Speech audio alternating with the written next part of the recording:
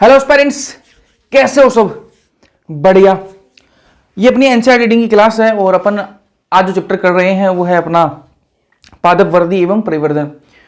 तो इसका एक पार्ट अपन ऑलरेडी कर चुके हैं, ये दूसरा पार्ट है जिसके अंदर इस चैप्टर को खत्म कर दिया जाएगा। ठीक, वीडियो स्टार्ट करने से पहले कुछ रिक्वेस्ट कर लेता हूं आपसे। लाइक सब्सक्राइब हो तो आप कर दोगे, ठीक है। उसके अलावा डिस्क्रिप्शन में ऐप का लिंक है, वो आपको क्या कर लेना है, डाउनलोड कर लेना। भैया हमारा क्या फायदा होगा, क्वेश्चन टेस्ट सब कुछ फ्री मिल जाएगा। बायो के टेस्ट हो रहे हैं, वहां पे केमिस्ट्री के टेस्ट हो रहे हैं, सब कुछ फ्री मिल जाएगा। अभी फिजिक्स के टेस्ट भी स्टार्ट हो जाएंगे तो वो सब कुछ फ्री है, नोट्स मिल जाएंगे फ्री, ठीक है। तो ये सारी चीजें मिल जाती हैं आपको। उसके अलावा डिस्क्रिप्शन में टेलीग्राम चैनल का लिंक भी दे रखा है, उसको ज्वाइन कर लेना। भैया हमारा क्या फायदा होगा उससे, टेस्ट का क्या सिलेबस होगा वो आपको टेलीग्राम पर पता लग जाएगा, ठीक है। स्टार्ट करते हैं आज का लेक्चर। ध्यान से सुनना और समझना भाई। लास्ट लेक्चर के अंदर अपन ने कर लिया था वर्दी, जो टॉपिक था वो कर लिया था। इसमें इस चैप्टर के अंदर क्या पढ़ना अपन को, पादप वर्दी एवं परिवर्धन। वर्दी वाला जो पोर्शन है वो अपन कर चुके थे, है ना। वर्दी के आगे अपन को पढ़ना है। वर्दी के अंदर थोड़ा सा भाग यहां से पढ़ना है जी अपन को। वर्दी के लिए कुछ दशाएं हैं, क्या कंडीशंस होनी चाहिए, ग्रोथ कब होगी, कौन कौन सी कंडीशन जब होंगी तब आपकी ग्रोथ जो है वो होगी। ग्रोथ के लिए कौन कौन सी कंडीशंस हैं, तो भैया जल होना चाहिए, ऑक्सीजन होनी चाहिए, ये नॉर्मल कंडीशन है, ठीक है। तो जरूरी चीजें क्या होती हैं भाई, किसी चीज की ग्रोथ होनी है, प्लांट्स की ग्रोथ होनी है तो उसके लिए जो मेन जरूरी चीजें हैं वो क्या है, जल है, ऑक्सीजन है, पोषण तत्व है, इष्टतम ताप है ना, मतलब ऑप्टिमम जो टेम्परेचर है वो होना चाहिए।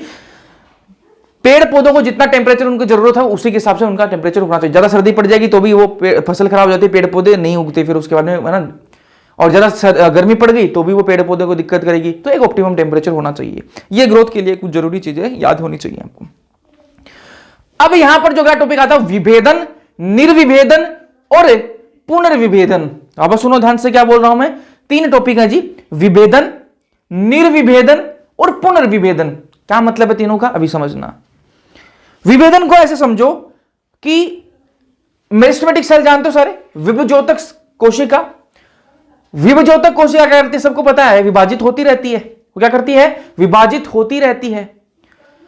अगर विभजोतक कोशिका जो है वो विभाजन की प्रक्रिया छोड़ के, विभाजन की जो उसमें क्षमता है उसको छोड़कर एक कोई काम करने लग जाए, कोई स्पेसिफिक कार्य करने लग जाए तो वो क्या है, विभेदन है, ठीक है। मैं कह रहा हूं कोई विभजोतक कोशिका अगर विभाजन की क्षमता को छोड़कर कोई एक कार्य करने लग जाए तो उसको क्या कहेंगे, ये विभेदन हो गया। उस कोशिका का क्या हो गया, ये विभेदन हो गया। बोले ठीक बात है भैया, ये तो विभेदन हो गया।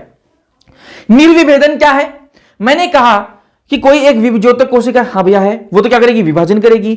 अगर वो अपनी क्षमता छोड़ दे विभाजन की और क्या एक कोई काम करने लग जाए तो वो क्या है, आपका विभेदन है। अब ये जो काम करने लगी ये कोशिका, ये वापस विभाजन करने की क्षमता प्राप्त कर ले, पहले इसने छोड़ी थी अब वापस विभाजन करने की क्षमता को प्राप्त कर ले, ये निर्विभेदन है, ठीक है। और फिर आपका लास्ट टॉपिक है पुनर्विभेदन। ये पुनर्विभेदन क्या है, ठीक है, अभी आपको डायग्राम से दिखाऊंगा तो समझ में आएगा ज्यादा। चलो आ जाओ। विभजोतक कोशिका, ठीक है, विभाजन करने की क्षमता को छोड़ देती, खो देती है तो क्या हो जाएगी, वो विभेदित कोशिका हो जाएगी। इसको क्या कहेंगे अपन, विभेदन कहेंगे। ये क्या है, विभेदन, कि कोई विभजोतक कोशिका है वो अपनी विभाजन करने की क्षमता छोड़ देगी तो वो विभेदित कोशिका बन जाएगी। ये क्या है, विभेदन है, ठीक है। और ये क्या है, विभेदित जो कोशिका वो क्या बना लेगी, प्राथमिक स्थायी उत्तक बना लेगी। क्या बना लेगी, प्राथमिक स्थायी उत्तक बना लेगी, ठीक है। अब समझो भाई जी निर्विभेदन क्या है।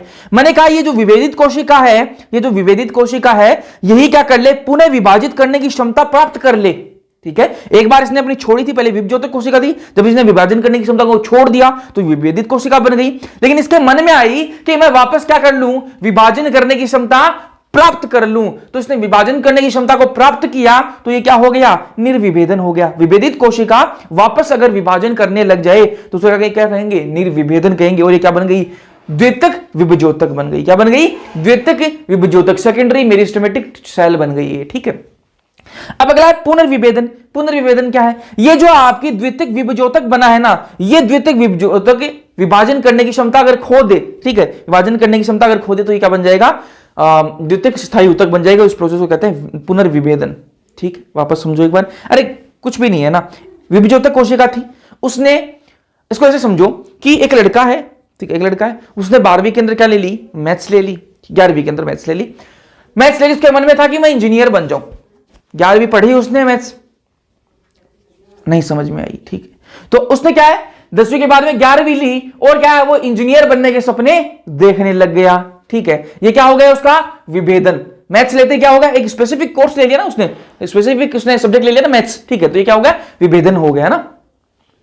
मैथ्स उसके 11वीं में समझ में नहीं आई तो उसने सोचा कि मैं भैया अब सब्जेक्ट चेंज कर लूं, ठीक है। तो उसने सब्जेक्ट चेंज किया, ठीक है। तो वापस क्या है उसने वापस उसको 11वीं करनी पड़ेगी, तो क्या है बायोलॉजी लिया, तो वो क्या है वो निर्विभेदन हो गया, पीछे वापस आ गया निर्विभेदन, ठीक है। और फिर उसको वापस समझ में आया कि भैया अब मेरी इंजीनियरिंग छोड़ के मुझे क्या है नीट की तैयारी करनी चाहिए, ये क्या है पुनर्विभेदन, वापस दूसरी फील्ड उसने चूज कर ली। अब इसको यहां से समझते हैं। विभज्योतक कोशिका थी, विभाजन करने की क्षमता होती है, उसने अपनी विभाजन करने की क्षमता छोड़ी, वो क्या बन गई विभेदित कोशिका बन गई। इसी विभेदित कोशिका ने फिर सोचा कि मैं क्या करूं वापस क्या ले आऊं अपनी विभाजन करने की क्षमता को ले आऊं। तो विभेदित कोशिका ने पुनः विभाजित करने की क्षमता इसमें आ गई, ये क्या है निर्विभेदन, और क्या बन गई ये द्वितीयक विभज्योतक बन गया।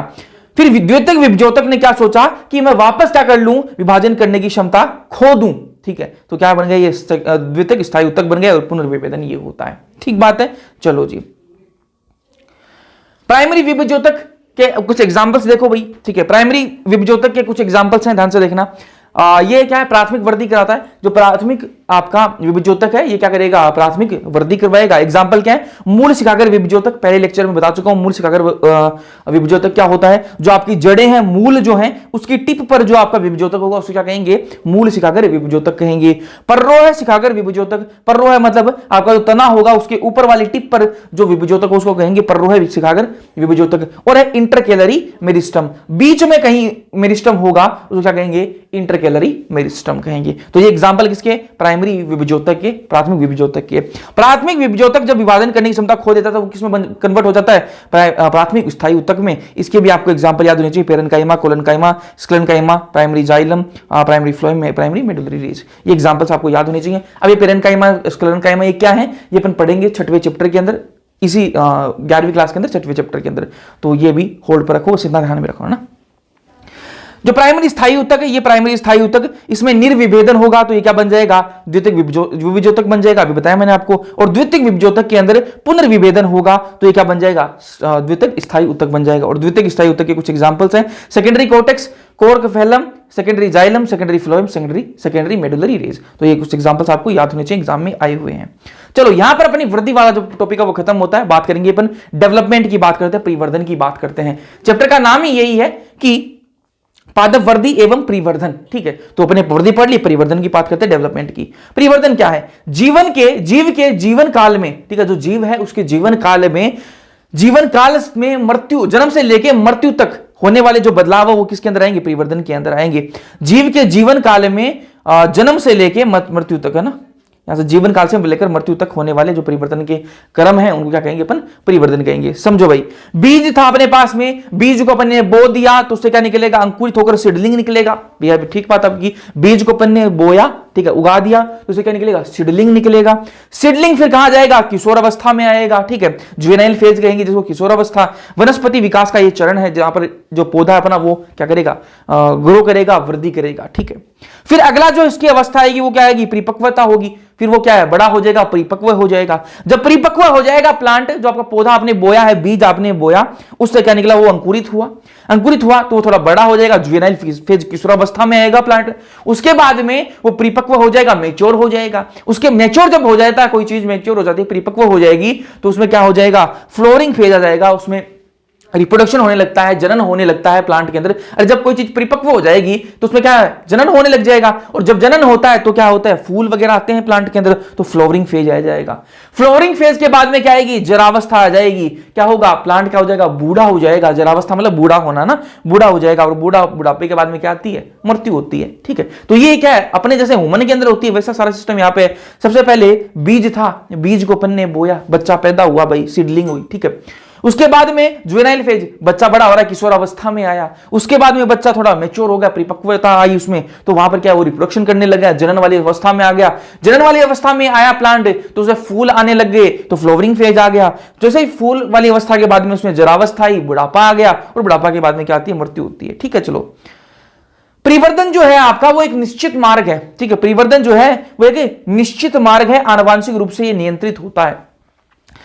जो आपका डेवलपमेंट है वो एक निश्चित मार्ग है। ऐसा नहीं होगा कि भैया पहले बच्चा पैदा हो गया, बच्चा पैदा होते ही बुढ़ापा आ गया उसके, नहीं, एक निश्चित मार्ग होगा ना। पहले बच्चा पैदा होगा, मतलब जो सीडलिंग है वो जो आपकी बीज आपने बोया है वो पहले अंकुरित होगा, वो बाहर निकलेगा, किशोरावस्था आएगी, उसके बाद में उसका फ्लावरिंग फेज आएगा, परिपक्व होगा, उसके बाद में उसके अंदर बुढ़ापा आएगा। ऐसा नहीं कि पहले जरावस्था पहले आ गई फिर उसके अंदर फ्लावरिंग आ रही है, ऐसा नहीं। एक निश्चित मार्ग है, एक सीक्वेंस के अंदर काम होगा ना। और ये जो काम जितना हो रहा है, ये जो मार्ग आ रहे हैं ना यहाँ पर कि पहले किशोरावस्था आ रही है, फिर परिपक्वता आ रही है, फिर फ्लोवरिंग फेज आ रही है, ये इसको नियंत्रित कौन करता है? आनुवांशिक रूप से ये क्या है? नियंत्रित है। जेनेटिक रूप से ये क्या है?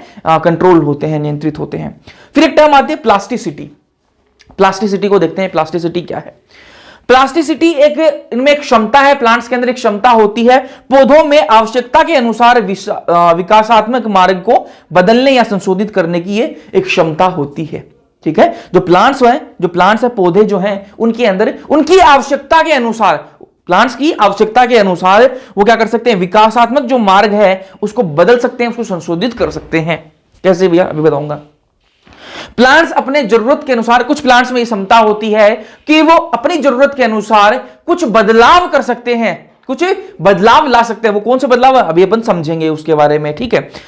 आवश्यकता कैसी हो सकती है? या तो पर्यावरण की स्थिति के अकॉर्डिंग कि भैया आप आसपास में एनवायरमेंट कैसा है, ठीक है। पर्यावरण कुछ इस प्रकार का है कि भाई बदलाव करने पड़ेंगे पौधे को, तो एक तो वो रीजन हो सकता है, वो एक आवश्यकता हो सकती है। दूसरी आवश्यकता हो सकती है प्लांट की कि जीवन काल में विकास का अलग अलग चरण, मतलब बचपन में वो प्लांट अलग दिखेगा और वयस्क हो जाएगा तो वो अलग तरीके का दिखेगा। अभी समझते हैं इस बारे में। एग्जाम्पल इसमें एनसीईआरटी जो है एग्जाम्पल देती है वो क्या है? विषमपर्णी। एग्जाम्पल क्या है? विषमपर्णी हेटेरोफिली। प्लास्टिसिटी का एग्जांपल आपको याद रखना है, एग्जाम में आया हुआ है तो समझ लो भाई। विषमपर्णी इसका एग्जांपल है प्लास्टिसिटी का, और हेटेरोफिली इंग्लिश में, ठीक है। इसमें क्या होता है? विषमपर्णी का मतलब क्या? विभिन्न प्रकार की पत्ती बनती है इसमें, है ना, अलग अलग प्रकार की पत्तियां बनती हैं प्लांट के अंदर। एग्जाम्पल की बात करें तो पर्यावरण से अगर कोई बदलाव हुआ है, देखो मैंने आपको बताया पर्यावरण की स्थिति के कारण कोई बदलाव हुआ है, ठीक है। तो अगर पर्यावरण का कोई बदलाव हो तो उसका एग्जाम्पल क्या हो जाएगा? बटरकप।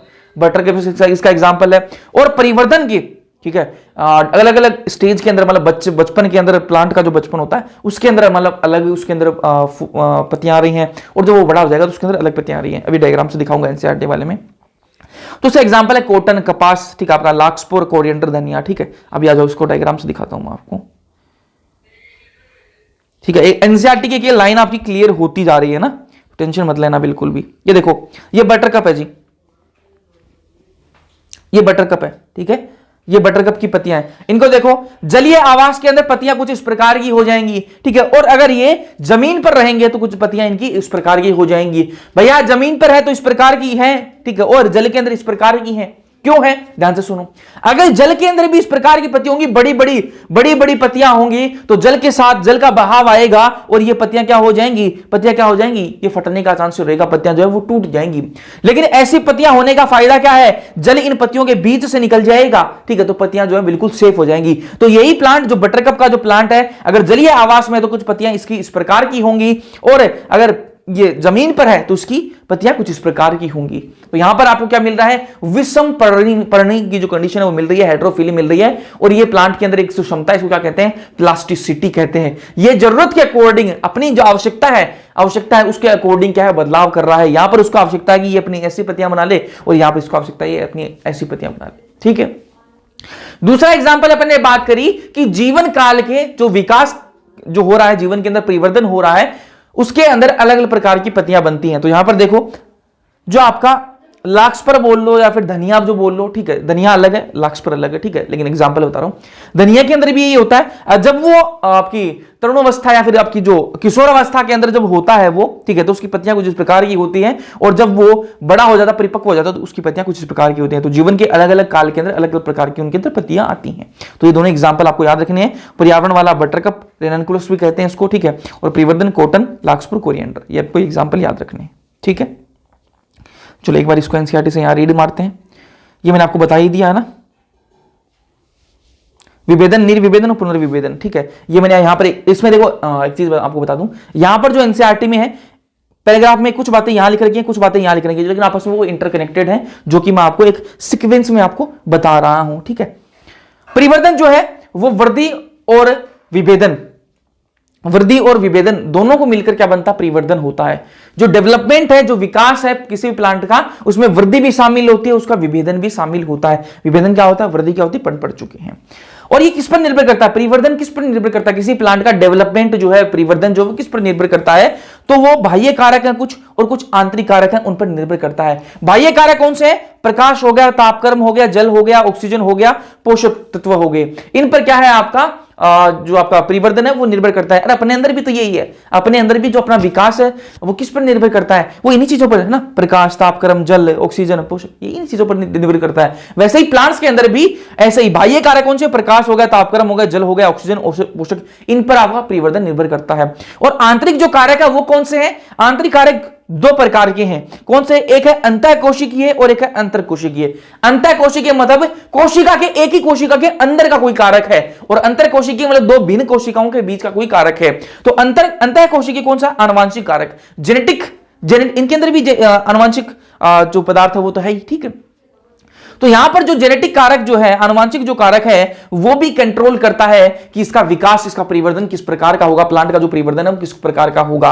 और अंतरकोशिकीय कौन से हो जाएंगे? अपने अंदर हार्मोन होते हैं, अरे अपने अंदर हार्मोन होते हैं ना, वैसे ही प्लांट्स के अंदर भी हार्मोन होते हैं जिनको कहते हैं पादप वर्धी हार्मोन, शॉर्ट में पीजीआर, प्लांट ग्रोथ रेगुलेटर्स, ठीक है, पीजीआर कहते हैं, ठीक है। अंतरकोशिकीय आपके पादप वर्धी नियामक है, ठीक है। चलो एक बार मैं वापस रिपीट करता हूं। परिवर्धन दो चीजों से मिलकर होता है, वृद्धि और आपका विभेदन। अब परिवर्धन निर्भर किस पे करता है? परिवर्धन निर्भर करता है कि तो बाह्य कारक है, बाह्य कारक आपके जो प्रकाश, तापक्रम, जल, ऑक्सीजन, पोषक, ये हो गए। जो आंतरिक कारक है उनमें दो हैं, एक है अंतःकोशिकीय, कोशिका के अंदर का कोई कारक, कौन सा हो जाएगा? कोशिका के अंदर क्या आनुवांशिक पदार्थ है, तो आनुवांशिक कारक। और अंतरकोशिकीय, दो कोशिकाओं के बीच का काम, ठीक है, तो वो हो जाएगा पादप वर्धी नियामक, पीजीआर कहेंगे जिनको शॉर्ट में। चलो अब बात करें पादप वर्धी नियामक की। एक बार मैं आपको एनसीईआरटी का थोड़ा सा दिखा देता हूं, ये मैं आपको दिखाऊंगा ना। चलो पहले तो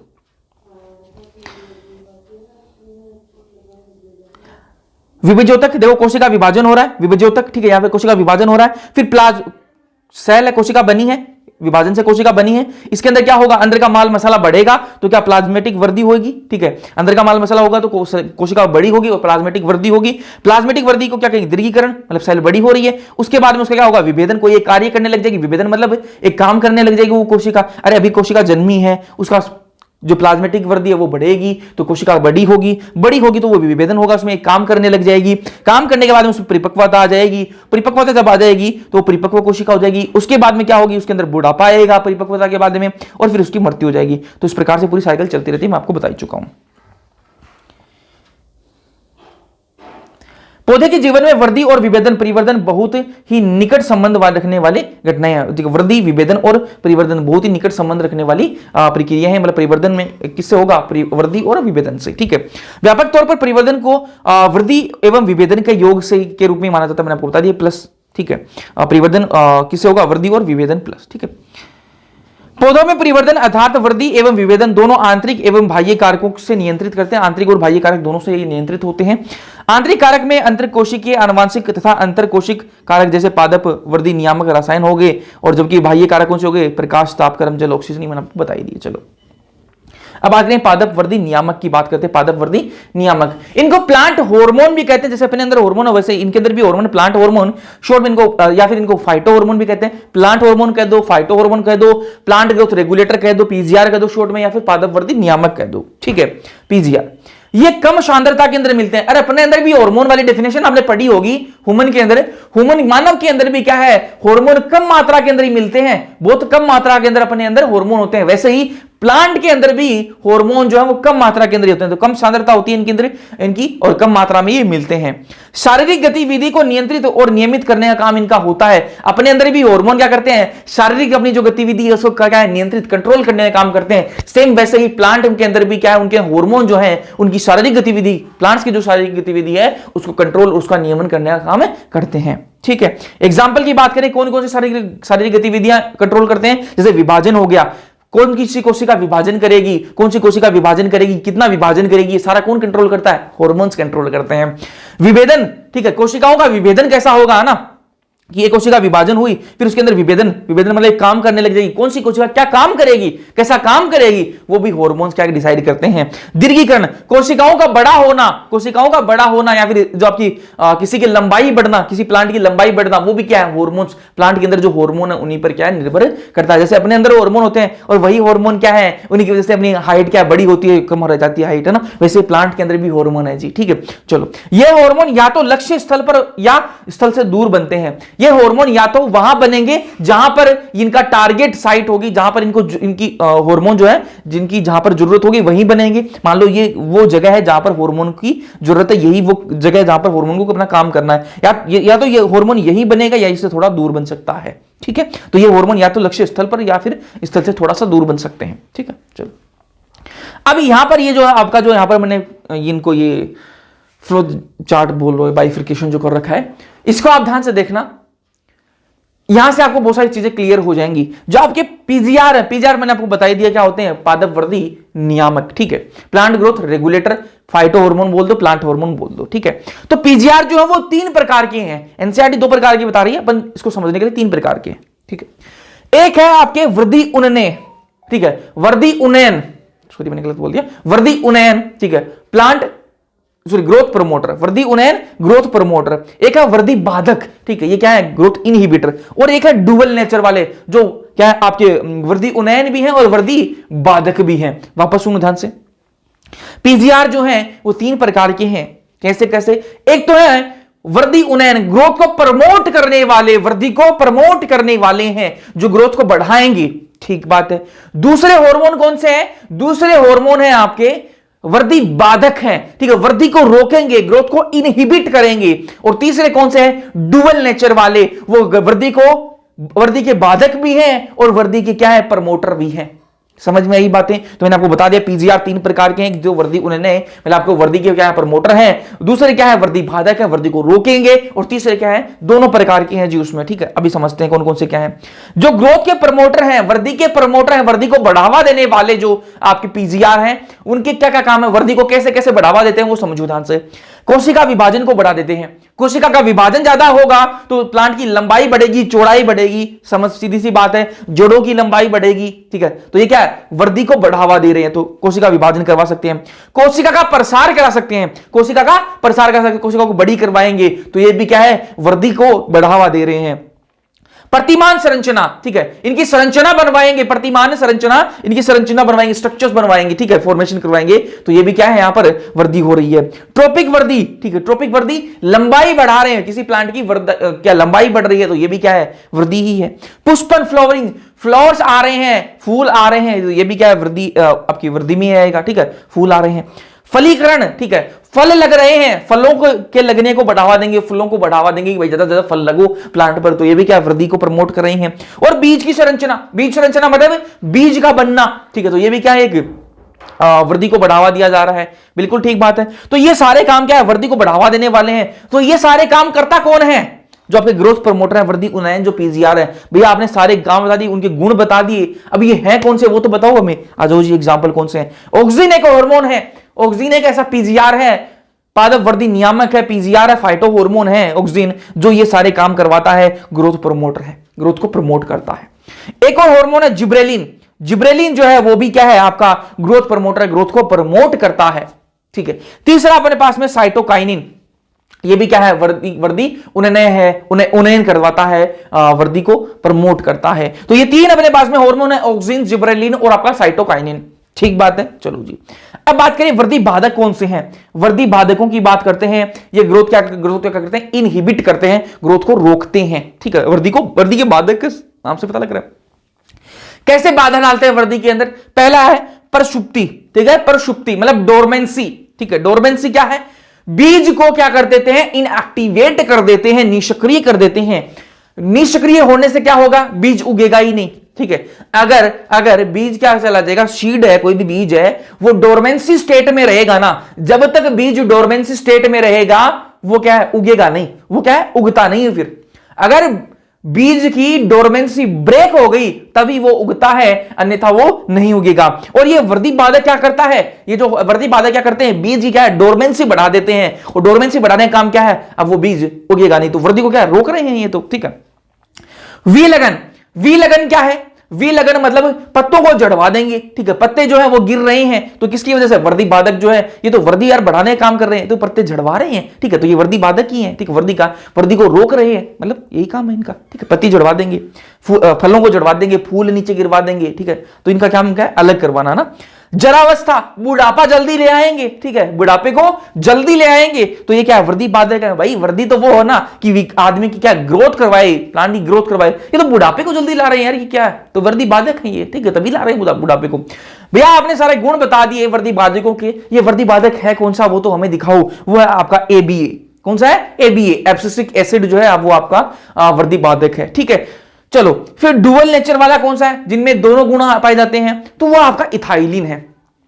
इथाइलिन वर्दी बाधक भी है और वर्दी का प्रमोटर भी है, प्रमोट भी करवाता है, बढ़ावा भी देता है ना। इथाइलिन जो है वो गैसीय हार्मोन है, याद रखना, गैसीय हार्मोन है ना, गैस का बना हुआ है। ये प्रमोटर भी है और इनहिबिटर भी है, बाधक भी है और बढ़ावा देने वाला भी है। लेकिन मुख्य तौर पर बात करें ना इथाइलिन की, इथाइलिन में देखो दोनों गुण हैं, लेकिन जब अपन बड़े तौर पर बात करें, बड़े पैमाने पर बात करें, तो मुख्य तौर पर तो ये बाधक ही है वर्दी का, ठीक है। मैं कह रहा हूं इथाइलिन में क्या है, वर्दी बाधक भी है वो, और वो वर्दी को बढ़ावा देने वाला भी है। लेकिन जब अपन बड़े एक पैमाने पर जब देखते हैं तो हमें पता लगता है कि ये क्या है, इथाइलिन क्या है, ये बाधक ही है, वर्दी का बाधक ही है। तो आपको पता लग गया वर्दी का बाधक इथाइलिन को भी कह सकते हो आप, एब्सिसिक एसिड, तो ये तो है ही वर्दी का बाधक। और वर्दी को प्रमोट करने वाले हैं आपके ऑक्सिन, जिब्रेलिन, साइटोकाइनिन। एक एक को पढ़ते हैं पहले, auxin, gibberellin, cytokinin, abscisic acid, ethylene, सबको पढ़ते हैं। जो सबसे पहले बात करेंगे ऑक्सिन की, बात करते हैं इसको अपन एक बार एनसीईआरटी से मैं अभी इसको इसीलिए नहीं पढ़ रहा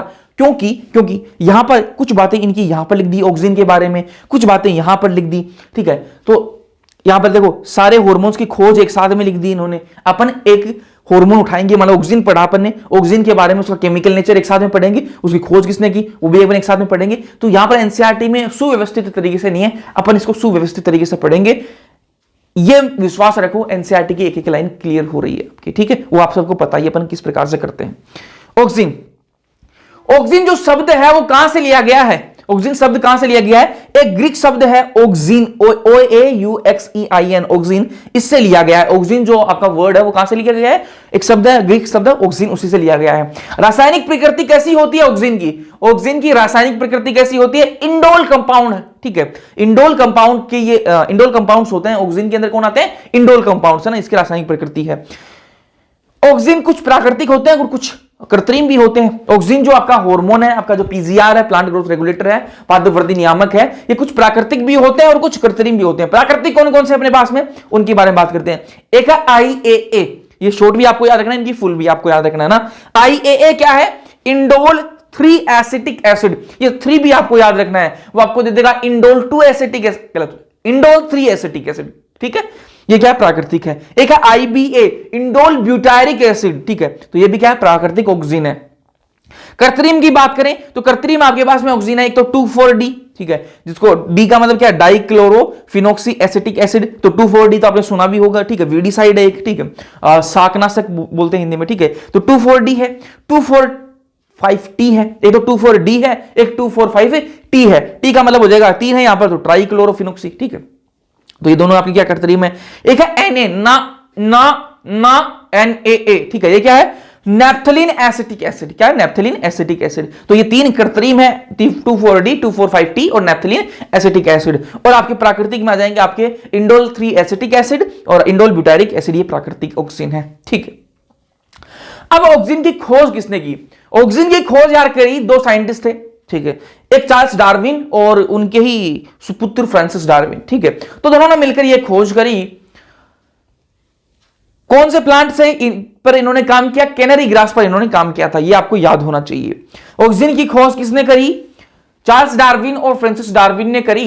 कौन सा प्लांट था, कैनरी ग्रास प्लांट का नाम था, ठीक है। चलो, तो कैनरी ग्रास प्लांट का नाम है, ये याद रखना। जितनी बातें नोट्स में लिखी हुई हैं वो आपको एज इट इज याद होनी चाहिए, उनमें कोई आपको लापरवाही नहीं बरतनी है, ठीक है।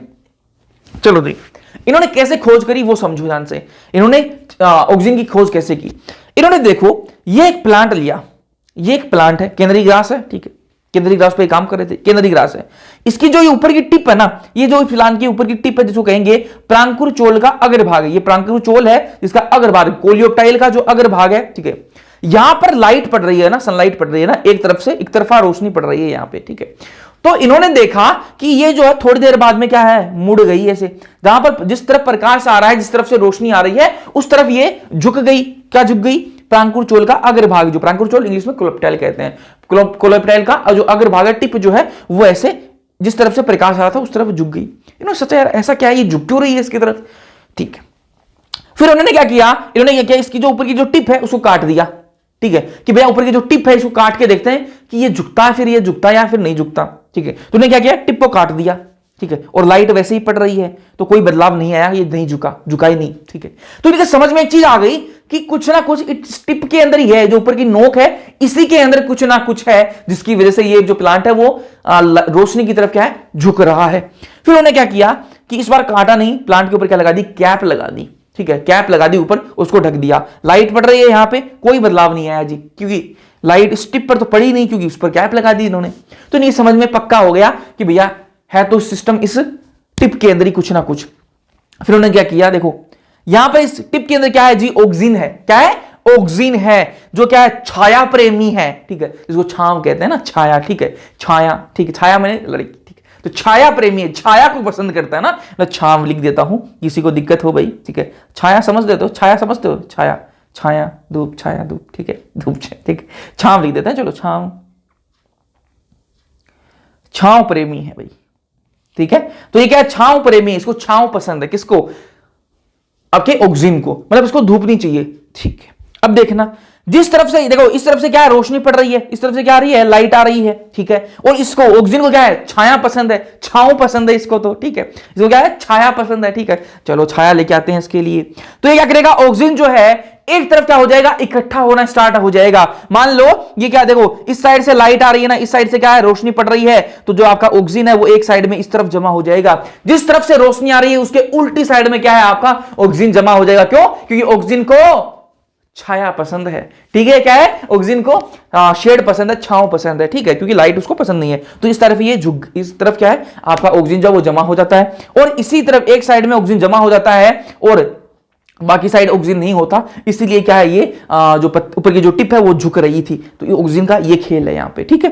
चलो, अब ऑक्सीजन को सबसे पहले निकाला किसने, पृथक्करण किसने किया, तो एक साइंटिस्ट है एफ.डब्ल्यू. वेंट, नाम याद रखने भाई साइंटिस्ट के सबके, ठीक है, एफ.डब्ल्यू. वेंट। एक साइंटिस्ट, दो साइंटिस्ट के नाम मैंने आपको यहां पे, चार्ल्स डार्विन और फ्रांसिस डार्विन, और एक साइंटिस्ट यहां एफ.डब्ल्यू. वेंट। अब ये और आगे आएंगे साइंटिस्ट, ठीक है। तो एफ.डब्ल्यू. वेंट साहब ने किस पर काम किया, इन्होंने काम किया प्लांट, एक ओट्स पर काम किया इन्होंने, इसका नाम आपको याद रखना है, एवन सटाइवा, ठीक है। ओट्स पर इन्होंने काम किया और उस पर ये इन्होंने खोज करी, किसकी, ऑक्सीजन की ये खोज कर रहे थे। और एक चीज आपको याद रखनी है, ऑक्सीजन को सबसे पहले कहां से निकाला गया, तो ऑक्सीजन को सबसे पहले मानव मूत्र से अलग किया गया था, ठीक है। मानव की जो मूत्र है उसी से निकाला गया था ऑक्सीजन को सबसे पहले, ठीक है। और एफ.डब्ल्यू. वेंट ने प्लांट ओट्स पे काम किया था, इन्होंने इस पर डिस्कवरी कर रहे थे, ठीक है। अब बात करें ऑक्सीजन की शारीरिक भूमिका। ये अपन ने बात समझ में आई आपको ऑक्सीजन के बारे में, कि ऑक्सीजन की खोज कैसे हुई, ये सारा सिस्टम आपको समझ में आया। एक तरफा रोशनी पड़ रही है, ये मुड़ गया, ऑक्सीजन छाया प्रेमी है, छाया पसंद है उसको, ठीक है। ऑक्सीजन की शारीरिक भूमिका, भाई शरीर के अंदर, प्लांट के शरीर के अंदर ऑक्सीजन की भूमिका क्या है, क्या काम कर, क्या करता है ये ऑक्सीजन, वो समझो भाई। तो पहला है शिखागर प्रधान्यता। क्या है, शिखागर प्रधान्यता। अब ये एनसीईआरटी के अंदर एक सीक्वेंस के अंदर चीजें नहीं दे रखी हैं यार, है ना, कुछ चीजें लास्ट में लिख रहा है एनसीईआरटी, कुछ पहले लिख रहा है, तो उसको अपन एक सीक्वेंस के अंदर समझने के लिए अपन को समझ में आ जाए और एनसीईआरटी की लाइन कवर हो जाए, उसके अकॉर्डिंग अपन चल रहे हैं। किसी को कोई दिक्कत हो, समस्या हो, तो कमेंट में कमेंट जरूर कर देना, ठीक है। और अगर आपको सही लग रहा है तो भी कमेंट में कमेंट तो आपको करना ही है, ठीक है। शिखागर प्रधान्यता मतलब एपिकल डोमिनेंस, ठीक है, ये क्या है, इसकी शारीरिक भूमिका है ऑक्सीजन की। अभी होती क्या, अभी बताऊंगा, है ना। तो ऑक्सीजन की पहली शारीरिक भूमिका, शरीर, प्लांट के शरीर के अंदर क्या काम करता है ऑक्सीजन, पहले शिखागर प्रधान्यता। मतलब क्या है इसका, शिखागर, नाम से पता लग रहा है, शिखागर मतलब टिप पर होगा। ये मान लो प्लांट है, मैं प्लांट बनाता हूं, प्लांट प्लांट प्लांट प्लांट, ये मान लो प्लांट है, ठीक है।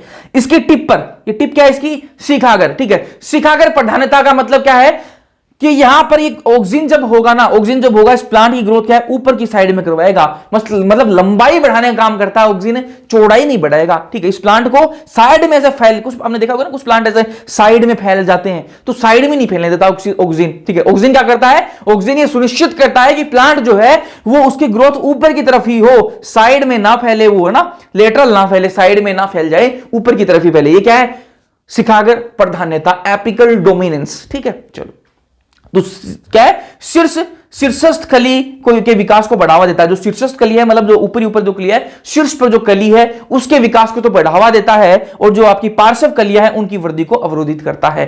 देखो ऑक्सीजन कैसा है, ऑक्सीजन क्या करता है, जो शीर्ष पर जो कली बैठी है ना उसको क्या करता है, बढ़ावा देता है, और जो साइड में जो कलियां, पार्श्व जो कलियां हैं, लेटरल जो कलियां हैं, उनकी वृद्धि को अवरोधित करता है, उनको रोकता है। समझ में आई बातें? ये तो पहला इसका क्या हो गया, पहला शरीर के अंदर जो भूमिका निभाता है वो हो गई। ठीक है, मतलब ये प्लांट की हाइट बढ़ाने का काम करेगा। दूसरा है विलगन, विलगन भी करवाता है ये, मतलब कुछ चीजों को नीचे गिरवाता भी है। कैसे गिरवाता, प्लांट से क्या क्या गिरवाएगा, देखो भाई, यंग प्लांट के अंदर कोई यंग पार्ट है प्लांट का जो यंग भाग है, जो जवान भाग है, उससे क्या करेगा, विलगन को रोकेगा कि उससे पत्तियां ना गिरें, उससे फल ना गिरें, उससे फूल नीचे ना गिर जाएं। ठीक है, ध्यान से समझो। ऑक्सीजन क्या करता है, जो कोई प्लांट के अंदर यंग पार्ट है ना उसके अंदर क्या करेगा, उससे पत्तियां ना गिर जाएं, इस चीज को रोकता है। ठीक है, पत्तियों को गिरने से रोकता है, फलों को वहां से नीचे गिरने से रोकता है। ठीक है, और फूलों को वहां से नीचे गिरने से रोकता है। ठीक है, और ओल्ड पार्ट है कोई प्लांट का जो कोई बूढ़ा भाग है, पुराना भाग है, वहां से क्या है, विलगन को बढ़ावा देता है, वहां से पत्तियों को गिरवा देता है नीचे। ठीक है, जो बूढ़ा भाग है, यंग को तो पूरा सपोर्ट करता है, जो बूढ़ा है भाग हो गया प्लांट का, उससे पत्तियों गिरवा देगा, फलों को गिरवा देगा, ये काम करवाता है। ठीक है, हेज मेकिंग में काम करता है, बाड़ बनाने, बाड़ आपने देखा होगा, बाड़ का मतलब क्या है, बाहर से यहां मतलब है कि आपने देखा होगा कि वो यार लोन लगाते हैं ना, दूब लगाते हैं, उसकी साइड में एक बना देते हैं ना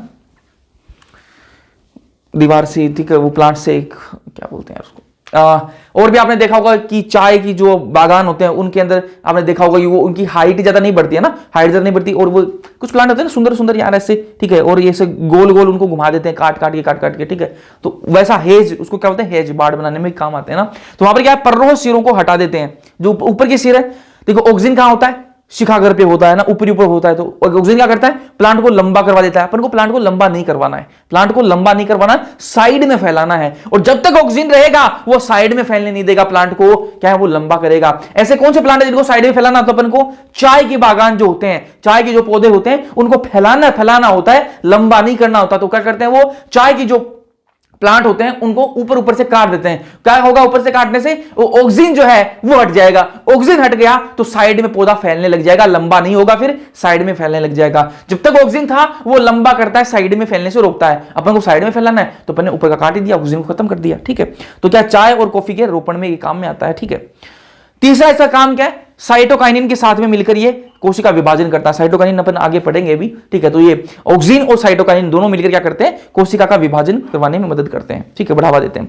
कोशिका दीर्घीकरण, कोशिकाओं को बड़ा होने में मदद करता है ऑक्सीजन। ठीक है, जाइलम का विभेदन, जाइलम क्या होता है, एक टिश्यू है। ठीक है, जो अपन पढ़ेंगे 6वें चैप्टर के अंदर, उसका विभेदन, उसको एक काम करवाता है, उससे एक कि उसको भाई ये तू एक पर्टिकुलर काम कर ले, ये काम कौन करवाता है, ऑक्सीजन उसको काम दे देता है। जरावस्था में विलंब, बुढ़ापा आने से रोकता है, कौन है, ऑक्सीजन। तो प्लांट्स के अंदर बुढ़ापा आने से कौन रोकता है, ऑक्सीजन जो है आपका प्लांट के अंदर बुढ़ापा ना है उस चीज को रोकता है। व्यवसायिक भूमिका की बात करें, व्यवसायिक भूमिका क्या है, पादप प्रवर्धन। ठीक है, पादप प्रवर्धन जो टिश्यू कल्चर होता है उसके अंदर, टिश्यू कल्चर के अंदर क्या होता है, टिश्यू कल्चर के अंदर अपन ने क्या ले लिया, एक टिश्यू ले लिया, और टिश्यू ले लिया उसके अंदर फिर क्या करेंगे, उससे प्लांट बनवाएंगे। उस प्लांट के अंदर जड़ें आ जाएं, उस प्लांट के अंदर जड़ें आ जाएं, रूट्स आ जाएं, तो वो रूट्स कौन लाता है, ऑक्सीजन लेके आता है। ठीक है, क्या लेता है, ऑक्सीजन लेके आता है। ये कुछ फायदे हैं इसके ना, तो ये व्यावसायिक भूमिकाएं हैं कि भाई अपन पादप प्रवर्धन करवा रहे हैं, टिश्यू कल्चर करवा रहे हैं, उसके अंदर रूटिंग, जड़ों का आना। ठीक, किसकी वजह से, NAA अभी बताया मैं आपको, नेफ्थेलिन एसिटिक एसिड, और आपका ये हो जाएगा आपका IBA इंडोल एसिड। ठीक है, एनिसेक फलन को प्रेरित करता है, जो आपकी पार्थेनोकार्पीय एनिसेक फलन है इसको भी प्रेरित करता है।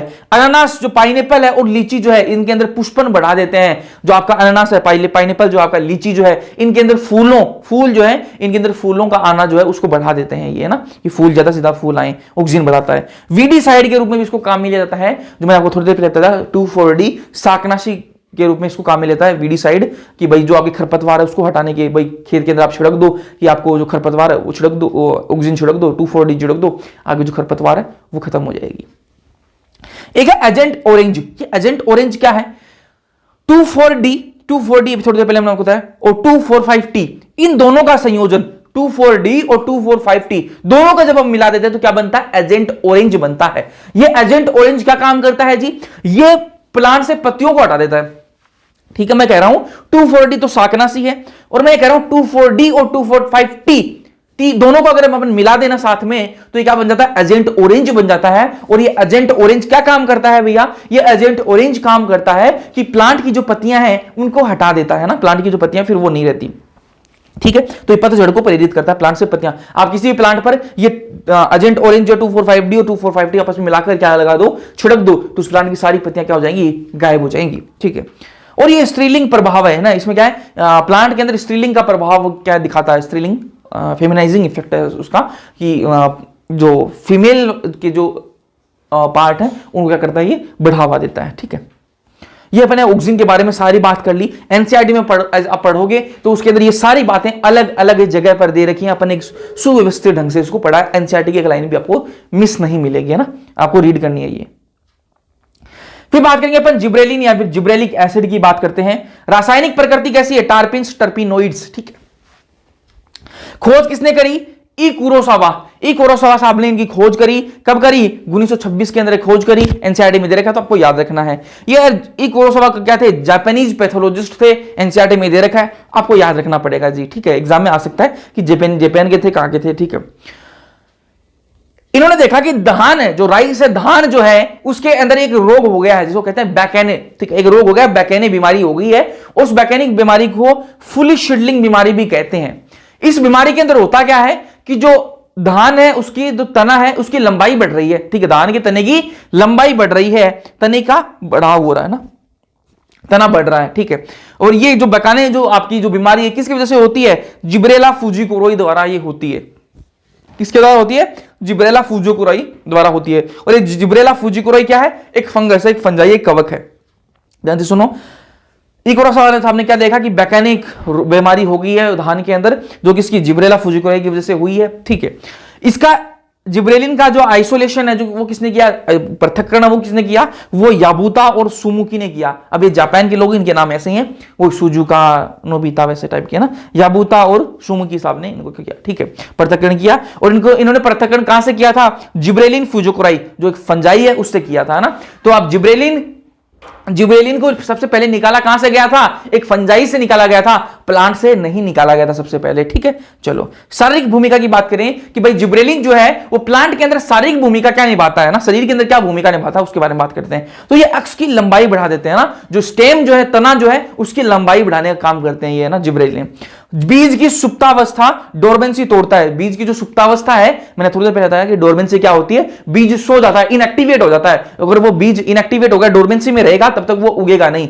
और उसकी डोरमेंसी को कौन तोड़ता है? ये आपका जिब्रेलिन तोड़ता है। तो कोई बीज उग नहीं रहा, उसके अंदर जिब्रेलिन डालो जी, वो क्या है? उग जाएगा, उसकी डोरमेंसी को तोड़ देगा। ठीक है, और ये क्या है? रोजेटी स्वभाव वाले पादपों में क्या बोल्टिंग करवाता है? रोजेटी स्वभाव वाले पादप कौन से हैं? फिर अपन बोल्टिंग समझेंगे। क्या करवाता है? रोजेटी स्वभाव वाले जो प्लांट्स हैं उनके अंदर क्या करवाता है? बोल्टिंग करवाता है। अब सबसे पहले तो अपन को रोजेटी स्वभाव वाले प्लांट्स कौन से हैं उनके बारे में बात करनी पड़ेगी। तो रोजेटी स्वभाव वाले जो प्लांट है आपके चुकंदर है, पत्ता गोभी है, फूल गोभी, ये सारे क्या रोजेटी स्वभाव वाले प्लांट हैं। भैया रोजेटी स्वभाव क्या होती है? वो प्लांट ऐसे हैं, देखो जमीन है, ये जमीन है, जमीन से उगेंगे ऊपर थोड़ा सा, ठीक है, और यहां पर क्या है? पत्तियां से ऐसे फैल जाएंगी, है ना, इस प्रकार की। ये जो प्लांट्स है ना, जमीन से थोड़ा ऊपर उठे और यहीं क्या पत्तियां से पूरी फैल जाएंगी। तो अगर आपने पत्ता गोभी का प्लांट देखा होगा तो जमीन के एकदम नीचे जुड़ा हुआ होता है ना, जमीन पर ही जुड़ा हुआ होता है ना, वो नीचे फैल जाते हैं उसकी पत्तियां। तो वो क्या रोजेटी स्वभाव वाले पादप हैं। तो ये क्या होते हैं? रोजेटी स्वभाव वाले पादप ये होते हैं। समझ में आ गया आपको? अब इनमें बोल्टिंग करवाना ये क्या है? तो रोजेटी स्वभाव वाले जो पादप है उनमें बोल्टिंग करवाना। बोल्टिंग क्या होती है वो समझो। अंतःपर्वत का दीर्घीकरण, मैंने आपको वही बताया, रोजेटी स्वभाव वाले जो प्लांट है वो क्या करते हैं? जमीन से नीचे ही यहाँ पे क्या कहते हैं? पत्तियां से इनका गुच्छा सा बन जाएगा ऐसे। इनका तना कोई ज्यादा लंबा होता नहीं, इनका तना लंबा नहीं होता ना।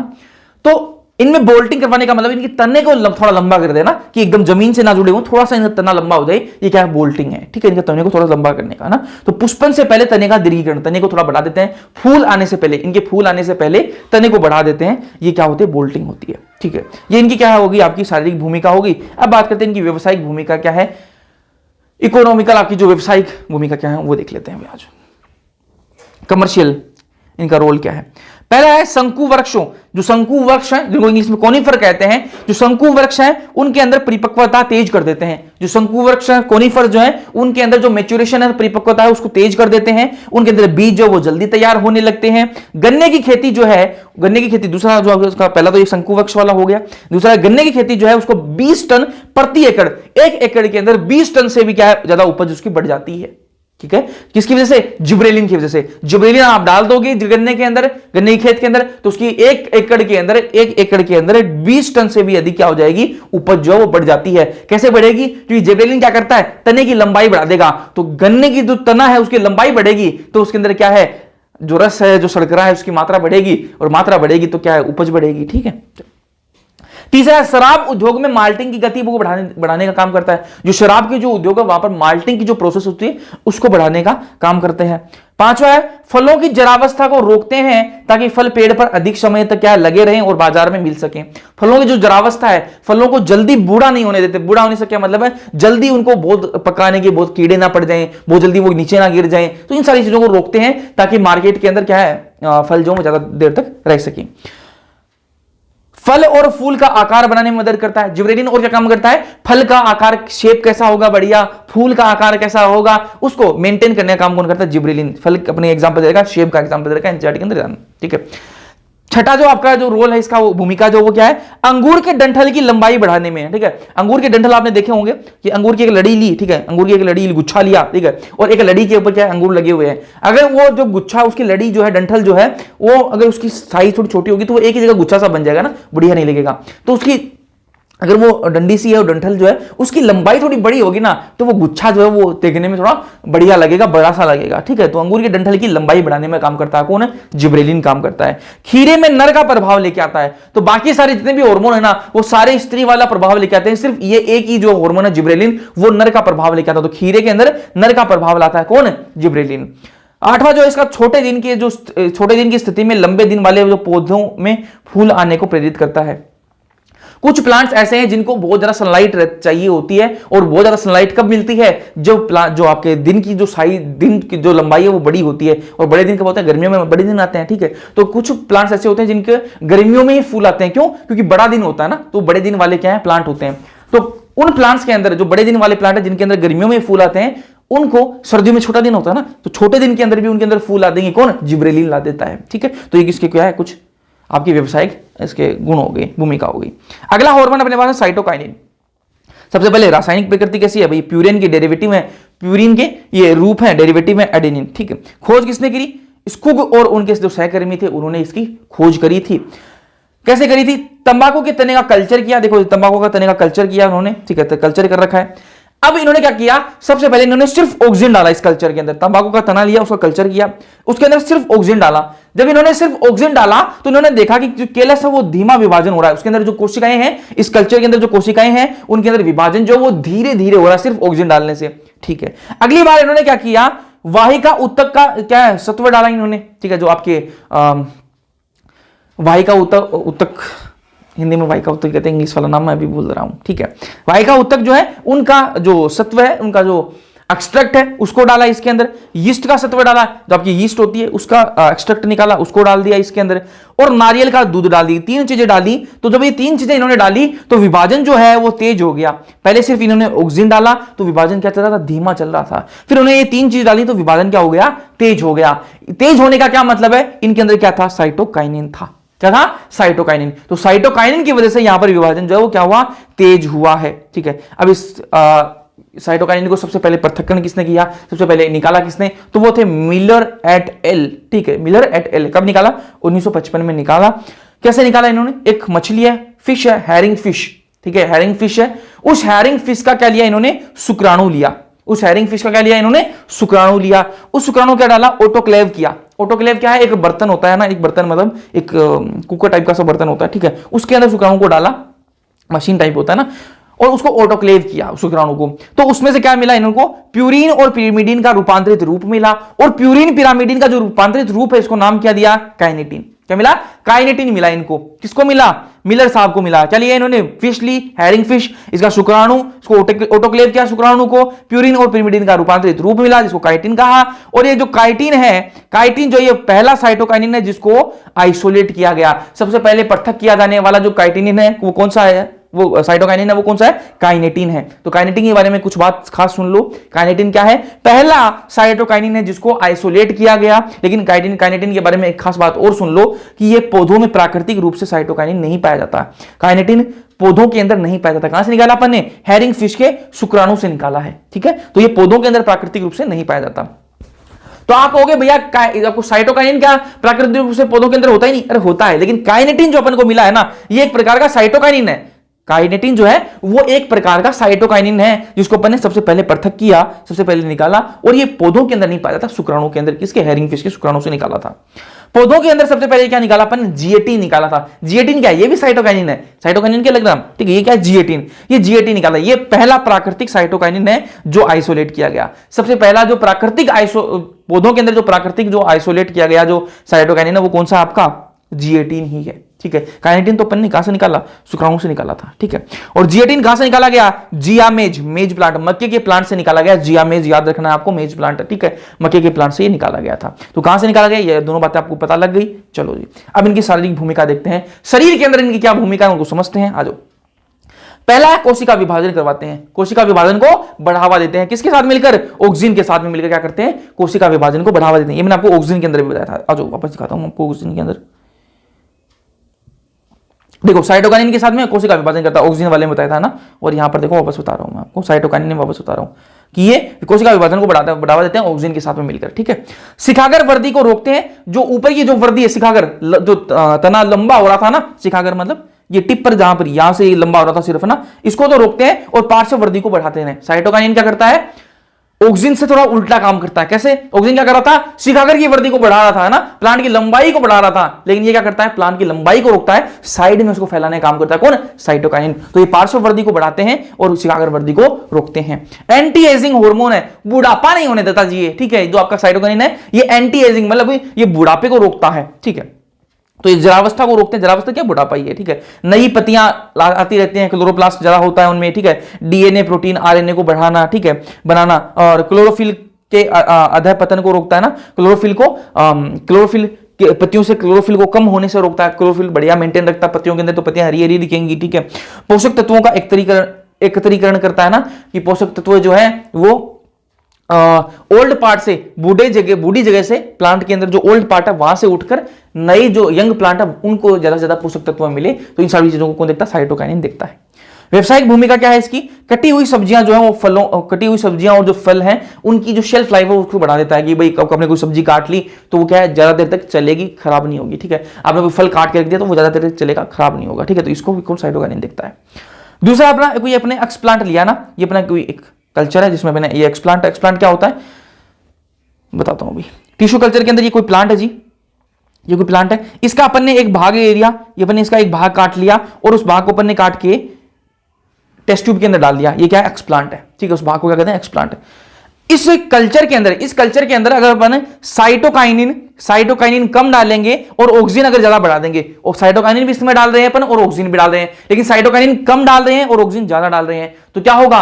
रूट्स बनेंगी, जड़ें बनने लग जाएंगी। क्या बनने लग जाएंगी? जो जड़ें हैं वो बनने लग जाएंगी, रूट्स का फॉर्मेशन होगा।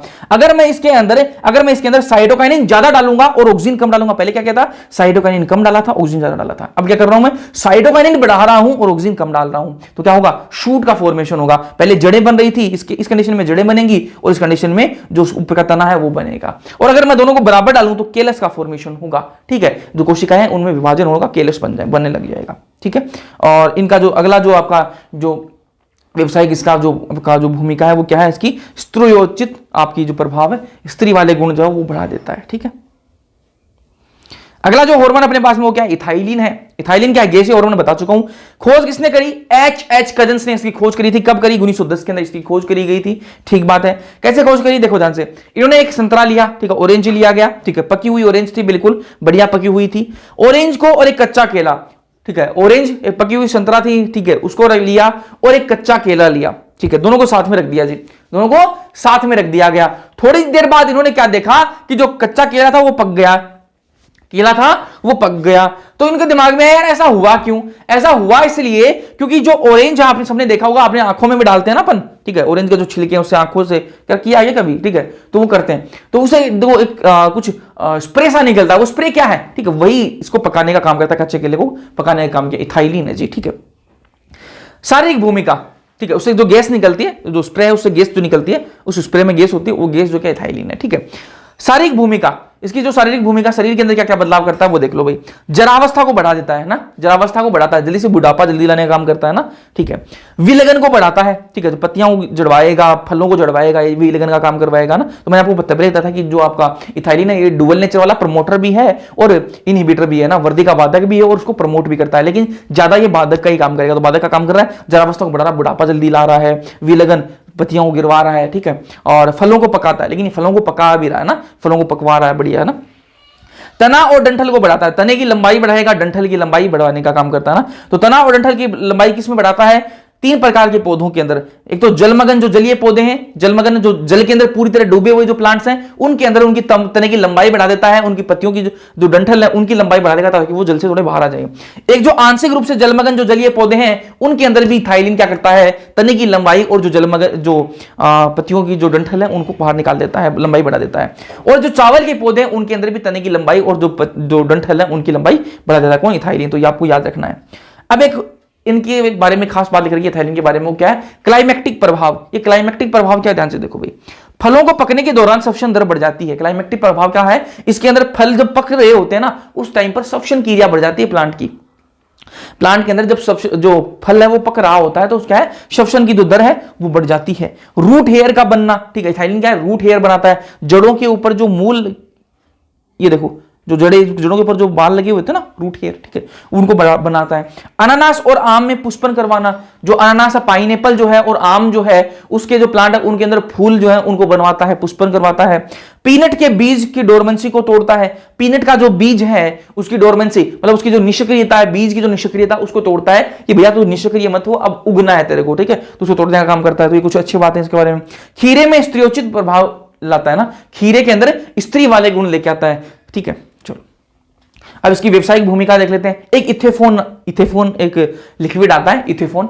इथेफोन क्या है, इथेफोन में इथाइलिन का कृत्रिम घोल है। इथेफोन क्या है, इथाइलिन का ही कृत्रिम एक घोल है, ठीक है, इथाइलिन डायरेक्ट नहीं मिलता, इथेफोन के रूप में मिलता है जिसमें इथाइलिन को घोल के और इथेफोन बनाया जाता है ना। तो इथेफोन क्या है, इथाइलिन का कृत्रिम घोल है। क्या काम करता है इथेफोन, फलों को पकाता है ना, तो फलों के ऊपर स्प्रे कर देते हैं, ये जो केले हैं इनको कच्चे तोड़े जाता है, उसके बाद में इथेफोन पर छिड़क दिया तो जो केले वो पक जाते हैं, ठीक है। चलो और क्या करता है इथाइलिन, कपास हो गया, चेरी हो गया, अखरोट हो गया, इनमें वर्लन करवाता है, थीनिंग करवाता है, पतलापन, ठीक है। तो ये सारी बातें मैंने आपको बता दी। एनसीईआरटी में जितनी बातें लिखी थी एक एक लाइन मैंने करवाई है। आज मैं बोल रहा हूं आपको एनसीईआरटी रीड खुद करनी है, ठीक है। एबी के बारे में बात करते हैं ना, छोड़ नहीं रहा, रीड इसलिए नहीं कर रहा आज मैं साथ में क्योंकि कुछ बातें यहां लिखी हुई, कुछ बातें यहां लिखी हुई हैं, ठीक है। तो एक एक टॉपिक तो पढ़ नहीं सकते, एक बार साथ में रीडिंग लगेंगे तो मजा नहीं आएगा, इसलिए आपको रीड करनी है। कहीं भी कोई दिक्कत आई तो ऐप पर आप मुझे पूछ सकते हो, कोई भी डाउट है तो डिस्क्रिप्शन में आपका लिंक है, वहां पर आप चैट का ऑप्शन है, वहां पर आप पूछ लेना। एबीए एब्सिसिक एसिड के बारे में बात करते हैं। शुरुआत में मैंने आपको बता दें कि एब्सिसिक एसिड जो है वो क्या है, बाधक है वर्दी का, ठीक है, वर्दी को रोकती है। तो रासायनिक प्रकृति कैसी, इसकी केराटिनॉइड रूप है, इसका क्या है, केराटिनॉइड रूप होता है। सबकी आपको रासायनिक प्रकृति बता रहा हूं तो सबकी आपकी याद भी होनी चाहिए। खोज कैसे हुई यार, एब्सिसिक एसिड की खोज कैसे हुई यार, अलग अलग टाइम पर अलग अलग साइंटिस्ट जो है, कुछ साइंटिस्ट जो है वो अलग अलग है ना, अलग अलग क्या कर रहे थे, रिसर्च कर रहे थे, खोज कर रहे थे। तो उनको एक केमिकल मिला, अलग अलग साइंटिस्ट अलग अलग खोज कर रहे थे, उनको एक केमिकल मिला। कुछ ने क्या किया, उस केमिकल का नाम क्या रख दिया, एब्सिशन नाम रख दिया। कुछ ने उस केमिकल का नाम रख दिया डोरमिन नाम रख दिया, और कुछ ने उस केमिकल का नाम रख दिया इनहिबिन रख दिया। अलग अलग साइंटिस्ट अलग अलग खोज कर रहे थे, कुछ ने उसका नाम एब्सिशन रखा, कुछ ने इनहिबिन रख दिया, कुछ ने डोरमिन रख दिया। बाद में पता चला उनको कि ये एब्सिशन, डोरमिन, इनहिबिन सारा एक ही है, एबीए ही है, ये एब्सिसिक एसिड ही है, ठीक है। अलग अलग नाम वो अलग अलग कर रहे थे, अलग अलग नाम दे रहे थे, लेकिन बाद में पता चला कि ये एबीए ही है, ठीक है। चलो भूमिका के बारे में बात करते हैं, इसकी क्या रोल है इसकी। तो जरावस्था को बढ़ाता है, बताइए यार ये तो बाधक वर्दी का, तो ये जरावस्था को बढ़ाएगा, बुढ़ापा जल्दी लेके आएगा। विलगन को बढ़ाता है, पतियों गिरना, फलों गिरना, ये सारे काम करवाता है। डोरमेंसी को बढ़ाता है, डोरमेंसी जो आपके बीज है उनको निष्क्रिय कर देता है, फिर वो उगेंगे नहीं, डोरमेंसी को बढ़ाता है। तो एंटी जीए है, एंटी क्या करता है, जीए क्या करता है, जीए क्या है यहां पर जिब्रेलिक एसिड, जिब्रेलिक एसिड क्या करता है, डोरमेंसी को तोड़ता है। ये भाई तू निष्क्रिय मत रह, बीज तेरे को उगना है, और ये क्या करता है, एंटी जीए मतलब उससे उल्टा काम करता है, डोरमेंसी को बढ़ाता है, वो रोकता है बेचारा, डोरमेंसी को तोड़ता है, और ये डोरमेंसी को बढ़ा रहा है, ठीक है। स्ट्रेस हार्मोन भी इसको कहते हैं, जब H2O की कमी होती है, पानी की कमी होती है, तो ये क्या करता है, स्टोमेटा को बंद करवा देता है, क्या करवा देता है, स्टोमेटा को बंद करवा देता है। यहां पर अपनी पूरा कंप्लीट हो जाता है, पहले चैप्टर थोड़ा बड़ा हुआ करता था, लेकिन अब थोड़ा सा इसको कट कर दिया गया है, तो अपन को यहां तक ही पढ़ना है, ठीक है। एनसीईआरटी की मैं एक बात वापस कह रहा हूं, एनसीईआरटी की एक लाइन आपकी क्लियर हुई है, समझ में आया या नहीं आया चैप्टर, कमेंट सेक्शन में कमेंट करके जरूर बताना। वीडियो अगर पसंद आया लाइक कर देना, अपने दोस्तों के साथ में शेयर कर देना। बाकी मिलते हैं अगले लेक्चर्स के अंदर, तब तक के लिए पढ़ते रहो।